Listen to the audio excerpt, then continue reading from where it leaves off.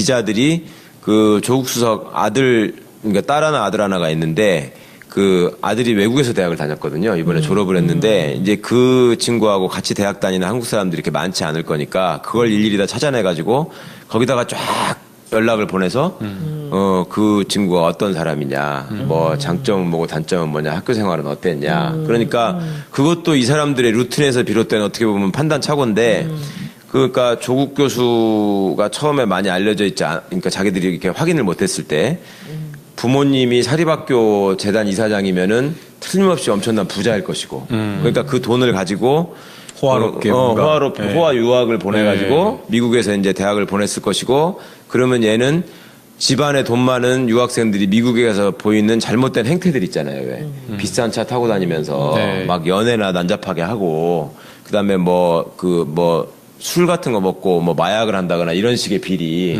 이런 것들을 염두에 두고 확인해 보려고 그랬는지 모르겠어요. 또 혹여라도 한쪽으로 무슨 뭐 이 친구가 학교 생활하면서 실수를 했거나 잘못한 점이 있으면 그걸 가지고 공격을 하면은 사실은 공격 당하는 입장에서는 내가 직접 공격 당하는 거는 견딜 수 있지만 자식은 그렇잖아요. 자식은 정말 힘들잖아요. 그러니까 그렇게 해가지고 더 흔들려 버리려는 생각이 있었던 것 같아요. 그리고 실제로 그 변희재류의 그 뭐 매체나 이런 거에서 또 그 어머님 그 세금 체납 문제도 그런 매체에서 처음 시작이 된 거고 그 다음에 그 자녀들이 뭐 학교 문제 뭐 이런 거 가지고 또 그 비트는 기사들이 또 나왔었죠. 이름도 틀리게 해가지고 썼던데 보니까 무슨 뭐 왜 특목고를 애들이 왜 나왔냐 뭐 이런 것도 시비를 걸고. 그 이번에 그러면 안경환 그 장관 후보 사건도 그러면 이 검찰에서 좀 두려워서 이런 그 좀 비리들이 나온 건가요? 요즘엔 난리들이 났지 않습니까? 그 40년 전 자료들이 어떻게 유출됐는가를 갖고 어떻게 거기서 간단하게 좀 말씀 하나 해주시면. 내부에서 나오는 얘기 중에 심지어 그런 얘기까지 있는데 이게 또 뭐 정확히 그런 건지 확인까지는 못했는데 자기들끼리 모여가지고 대통령이라고도 안 하고 무나무개가 그다음에 민정수석도 아니고 조 뭐라는 새끼가 어디까지 저럴 수 있나 한번 해보자.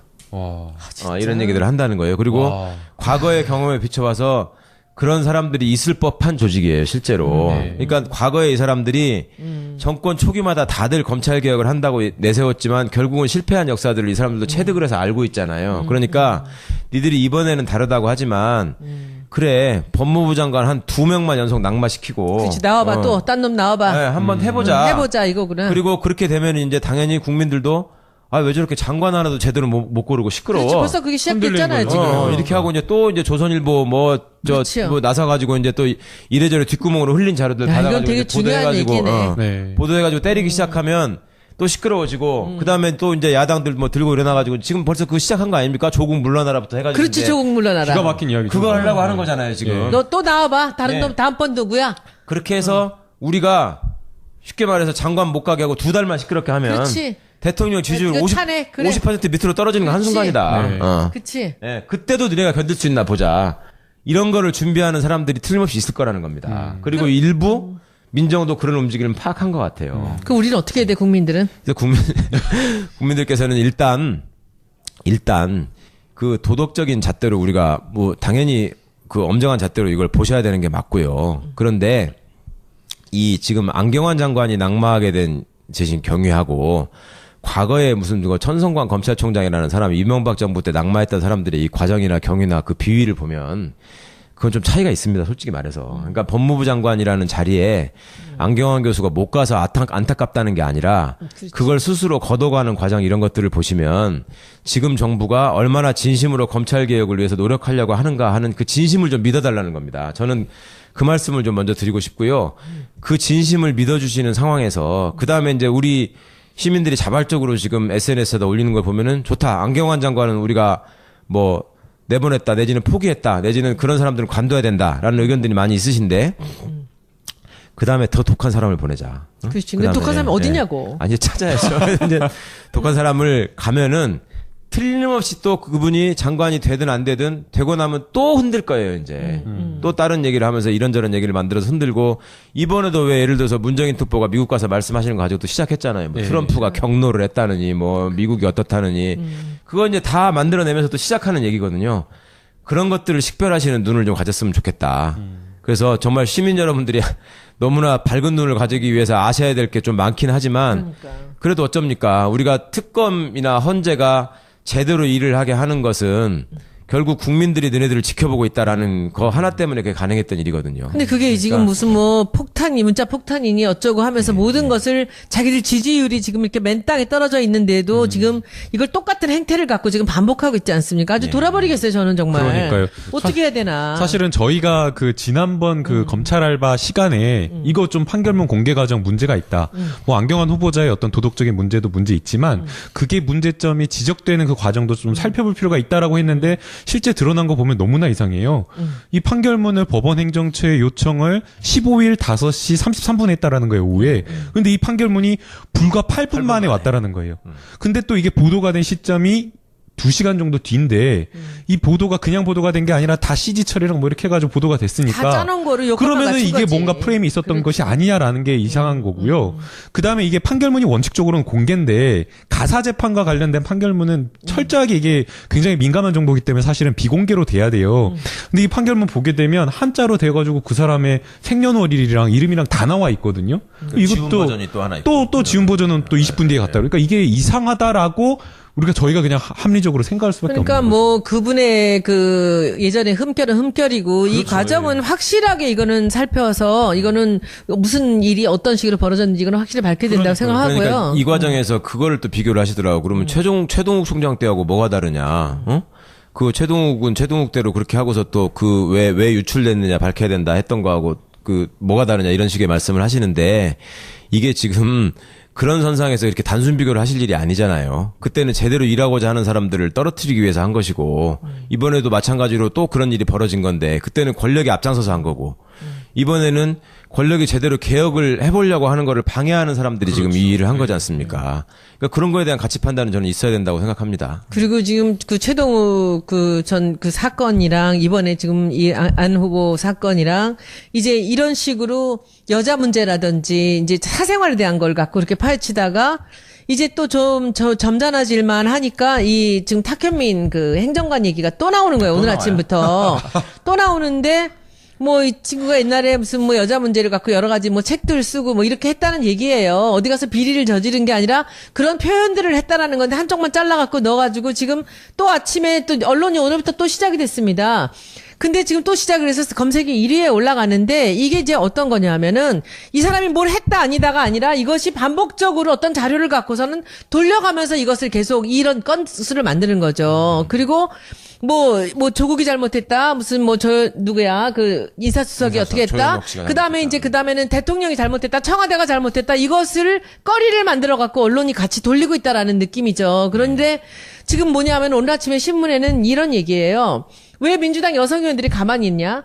민주당 여성 의원들이 할 일이 없습니까? 그 행정관 얘기 갖고서는 우리가 성명서라도 내야 됩니까? 저는 너무 짜증이 나고 그 사람이 뭘 어떤 얘기를 했던 어떻게 했든지 간에 이것이 벌써 몇 주 전에 있었던 얘기잖아요. 그러니까 이제 그 안 후보 떨어뜨리고 나니까 다시 두 번째 버전이 또 나오는 거예요. 저는 이 내용들을 보면서 이거 진짜 이 조국 나와라. 네. 뭐 누구 나와라 이런 얘기들이 나오고 있는데 제가 이제 그 페북에다 글을 하나 쓰다가 말고 이제 나왔는데 이 보통 이제 우리 마무리를 하면서 오늘 드리는 말씀은 보통 우리가 이제 어떤 기업이 대기업이죠. 어떤 상품을 만들어내지 않습니까? 근데 이것이 잘 팔리다가 벼랑간 이것이 매출이 떨어져요. 그래서 보니까 옆에 있는 경쟁자들이 나와서 잘 싸우면서 이 매출이 떨어져요. 그러면 조사를 해요. 여론조사를. 그럼 조사를 하면 왜 떨어졌는지 이유가 나와요. 그럼 바로 그 이유를 고치려고 그래요. 이겨야 되니까 자기들이. 근데 제가 정치권에 들어보니까 여론조사를 어마어마하게 돈을 써서 하는데 이 사람들이 여론조사는 내가 선거에서 이기기 위해서만 해요. 지금 여론조사를 보면은 지금 우리 야당들 여론조사 그 결과를 보면 이 사람들이 지금 앉아서 지금 청와대를 흔들고 문재인 정부를 흔드는데 지금 쓸 여력이 없습니다. 그 여론조사를 보면 그걸 분석을 해야 돼요. 왜 민심이 떠나갔는가? 네. 왜 우리한테 등을 지는가? 왜냐하면 다음번 선거를 준비해야 됩니다. 근데 이 사람들은 그 여론조사에 관심이 없어요. 그냥 어떻게 하면 청와대를 흔드는가? 조국을 흔들어야 돼. 여기서 실세가 누구야? 그러면 그 사람들을 위해서 흔들기 위해서 거기에 뭐 행정관 얘기도 나오는 거고 장관 후보가 나오는 거고 나오는 사람마다 뒤에 가서 그 여자 문제 네. 그리고 40년 전에 그 얘기 무슨 사생활 그렇죠. 이해가 안 돼요. 이 사람들이 지금 이러고 있을 땐가, 그리고 이 야당들이 결국 지금 이런 데다 에너지를 쓰면서 사람들의 눈을 흐리고 언론과 함께 합세를 해서 이렇게 하고 있을 땐가, 이 국민들이 어떻게 해야 되는지, 이거 보면 진짜 그 변호사님, 우리 국민들이 뭐 어떻게 행동하면은 폭탄이라 그러고 이 사람들을 무슨 뭐 짐승 취급하면서 또 같이 또 말살을 시키지 않습니까? 그래서 제가 참 어떻게 해야 될지 모르겠어요. 저는 이 민심이라는 것은 이미 이제 다 떠났다고 생각을 하거든요. 근데 본인들이, 그래서 여기서 박지원 의원 같이 보면 진짜 이분이 정말 구단이구나라는 느낌을 받는 게, 여기서 자기는 사람들의 그 민심을 갖고 와야 되거든요. 네. 그러려면 지금 잘하는 건 잘하는 거라고 얘기를 해야 된다라고 얘기를 하잖아요. 네. 어떻게 보면 그게 노예하다고 볼 수도 있지만 그것이 민심을 보는 거예요. 네. 잘하는 건 잘하는 거고 잘못됐을 때 또 가서 걸더라도, 근데 무조건 잘못했다, 아니다, 틀렸다, 뭐 자격 없다, 뭐 잘라라, 나와라, 막 이 습관을 갖고 있는 겁니다. 그래서 저는 진짜 변호사님 예. 어떻게 해야 되는지 국민들이. 그러니까 이 권력을 가진 사람들이 지금 시민을 무시해온 역사가 여태까지 계속되고 있고, 그러니까 과거에도 우리가 정권은 바꿨을지 몰라도 다른 권력들은 하나도 바꾼 게 없지 않느냐라는 말씀을 이제 우리 유시민 선생이 하시면서 뭐 어용지식인 말씀도 하고 그랬는데, 저는 뭐 그 정도까지 갈 필요는 없을지 몰라도 일단 시민 여러분들께서 권력기관에 쫄지 마시라 라는 말씀을 꼭 드리고 싶고요. 그 권력기관에 쫄지 않도록 하는 작업을 지금 이 정부가 만들어가고 있다. 그런 점에 대해서 우리가 최대한의 성원을 보내줘야 될 것 같고, 그 다음에 그 중간중간에 드러나고 있는 어떤 그 사소한 잘못들이 있을 수 있습니다. 그럼 그 잘못들에 대해서도 정말로 과거하고 비교해서 냉정하게 한번 판단해달라는 거죠. 그러니까 위장전입이라는 말 한마디에 그냥 모든 것을 규정하고 그렇게 속지 마시고, 그런 것도 본질이 무엇인지 우리가 한번 생각해보자.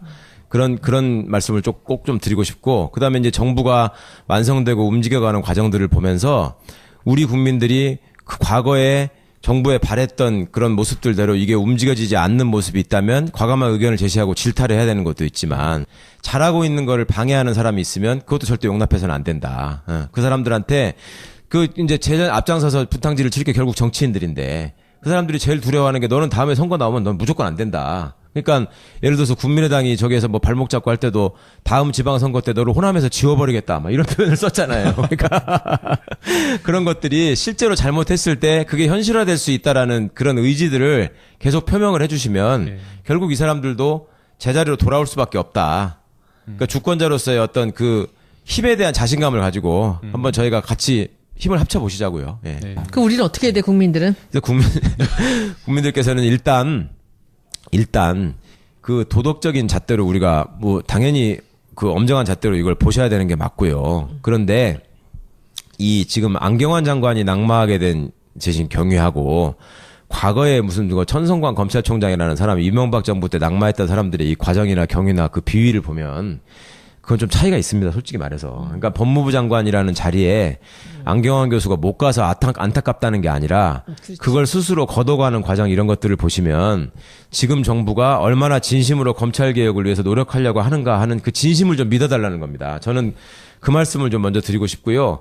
그 진심을 믿어주시는 상황에서 그 다음에 이제 우리 시민들이 자발적으로 지금 SNS에다 올리는 걸 보면은 좋다, 안경환 장관은 우리가 뭐 내보냈다, 내지는 포기했다, 내지는 그런 사람들은 관둬야 된다라는 의견들이 많이 있으신데, 그 다음에 더 독한 사람을 보내자. 응? 그렇지. 근데 독한 사람이 어디냐고. 아니, 찾아야죠. 이제 독한 사람을 가면은 틀림없이 또 그분이 장관이 되든 안 되든 되고 나면 또 흔들 거예요, 이제.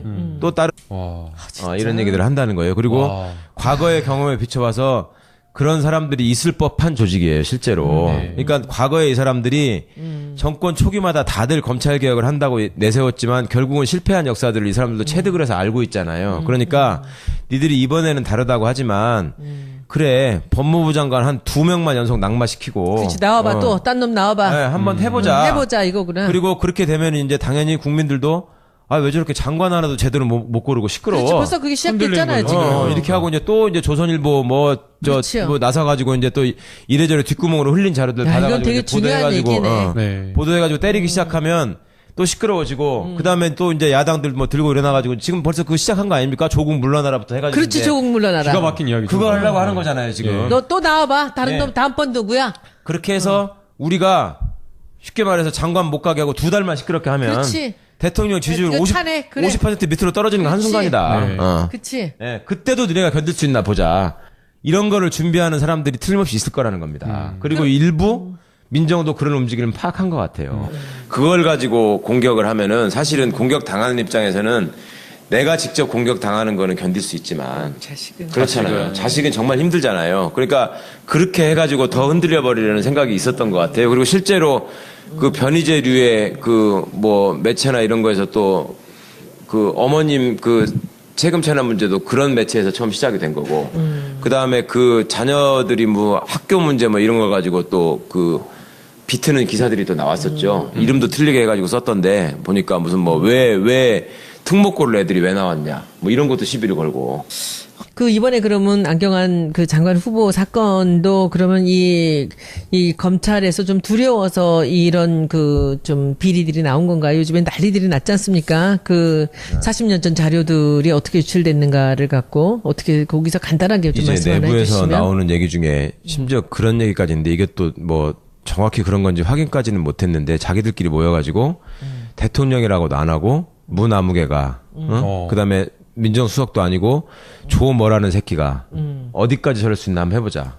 기자들이 그 조국 수석 아들 그러니까 딸 하나 아들 하나가 있는데 그 아들이 외국에서 대학을 다녔거든요. 이번에 졸업을 했는데 이제 그 친구하고 같이 대학 다니는 한국 사람들이 이렇게 많지 않을 거니까 그걸 일일이 다 찾아내가지고 거기다가 쫙 연락을 보내서 그 친구가 어떤 사람이냐, 뭐 장점은 뭐고 단점은 뭐냐, 학교 생활은 어땠냐. 그러니까 그것도 이 사람들의 루틴에서 비롯된 어떻게 보면 판단 착오인데, 그러니까 조국 교수가 처음에 많이 알려져 있지 그러니까 자기들이 이렇게 확인을 못했을 때 부모님이 사립학교 재단 이사장이면은 틀림없이 엄청난 부자일 것이고, 그러니까 그 돈을 가지고 호화롭게 뭔가. 호화 유학을 보내가지고 미국에서 이제 대학을 보냈을 것이고, 그러면 얘는 집안에 돈 많은 유학생들이 미국에 가서 보이는 잘못된 행태들 있잖아요. 왜 비싼 차 타고 다니면서 막 연애나 난잡하게 하고, 그다음에 술 같은 거 먹고 뭐 마약을 한다거나 이런 식의 비리 이런 것들을 염두에 두고 그 확인해 보려고 그랬는지 모르겠어요. 또 혹여라도 한쪽으로 무슨 뭐 이 친구가 학교 생활하면서 실수를 했거나 잘못한 점이 있으면 그런 얘기를 하면서 이런저런 얘기를 만들어서 흔들고, 이번에도 왜 예를 들어서 문정인 특보가 미국 가서 말씀하시는 거 가지고 또 시작했잖아요. 뭐 트럼프가 경로를 했다느니 뭐 미국이 어떻다느니 그거 이제 다 만들어내면서 또 시작하는 얘기거든요. 그런 것들을 식별하시는 눈을 좀 가졌으면 좋겠다. 그래서 정말 시민 여러분들이 너무나 밝은 눈을 가지기 위해서 아셔야 될 게 좀 많긴 하지만 그래도 어쩝니까? 우리가 특검이나 헌재가 제대로 일을 하게 하는 것은 결국 국민들이 너네들을 지켜보고 있다라는 거 하나 때문에 그게 가능했던 일이거든요. 근데 그게 지금 무슨 뭐 폭탄이 문자 폭탄이니 어쩌고 하면서 모든 것을 자기들 지지율이 지금 이렇게 맨 땅에 떨어져 있는데도 지금 이걸 똑같은 행태를 갖고 지금 반복하고 있지 않습니까? 아주 돌아버리겠어요, 저는 정말. 그러니까요. 어떻게 해야 되나. 사실은 저희가 그 지난번 그 검찰 알바 시간에 이거 좀 판결문 공개 과정 문제가 있다. 뭐 안경환 후보자의 어떤 도덕적인 문제도 문제 있지만 그게 문제점이 지적되는 그 과정도 좀 살펴볼 필요가 있다라고 했는데 실제 드러난 거 보면 너무나 이상해요. 이 판결문을 법원 행정처에 요청을 15일 5시 33분에 했다라는 거예요, 오후에. 근데 이 판결문이 불과 8분 만에 왔다라는 거예요. 근데 또 이게 보도가 된 시점이